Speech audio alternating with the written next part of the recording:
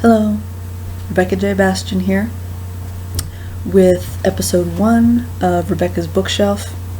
We are starting appropriately with my favorite novel, The Help by Catherine Stockett.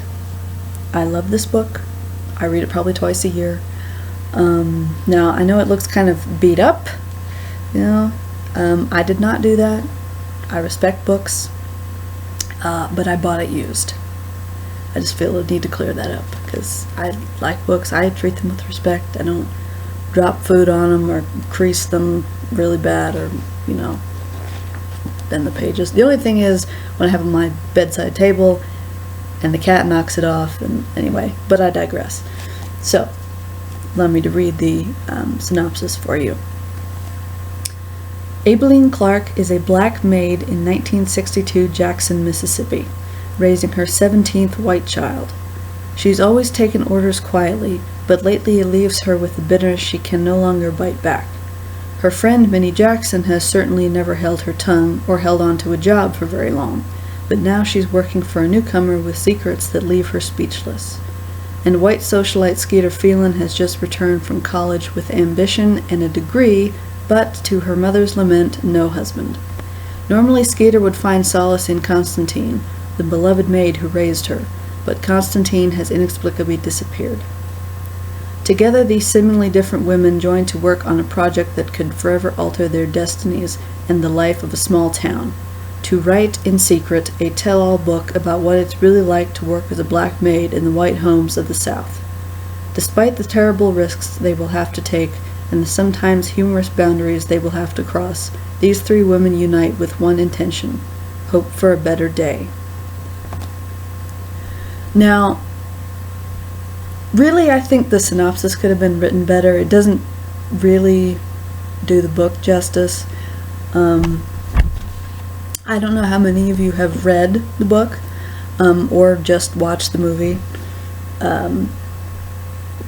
There's more to the book than in the movie. Obviously, that's usually the case when you have a movie made from a book. There's so many great lines in here. So much great stuff they couldn't put in the movie because it would have been a really long movie. Anyway, if you haven't read the book or watched the movie, you definitely need to do one or the other, or both. Actually both, yeah. But read the book first. I won't give any spoilers. But yeah, I just love this book. It's well written. And it's cool. It says that it's the author's first novel, so that's pretty cool. I doubt my first novel will be this good. It's something to aspire to, but definitely read it if you haven't already. And if you have, read it again, like I do all the time. And definitely listen to the audiobook. That's quite entertaining. Because the way the book is written, you have the three main characters each get their own storyline, and then of course the main storyline that connects them all. So the chapters, it goes back and forth between Aibileen and Minnie and Skeeter. And so in the audiobook, you've got three different ladies reading it, and Octavia Spencer reads Minnie in the book, and of course plays her in the movie, and she's really fun to listen to. She reads it very well, and yeah, it's quite entertaining. So yes, read the book yourself, listen to the audiobook, watch the movie. Now, as to why I like it so much, I guess I tend to really identify with Skeeter, wanting to be a writer.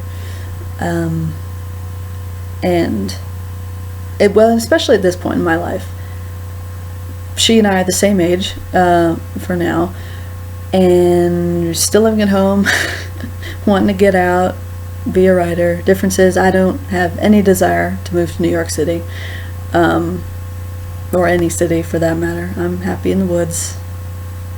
I'm not under quarantine because I can go outside and not be arrested for going outside. Anyway, I digress.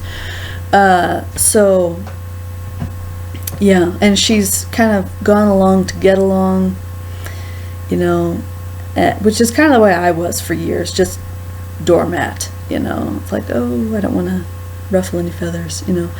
Until finally she just decides she can't, you know, it's like she starts really seeing the injustice that's going on around her.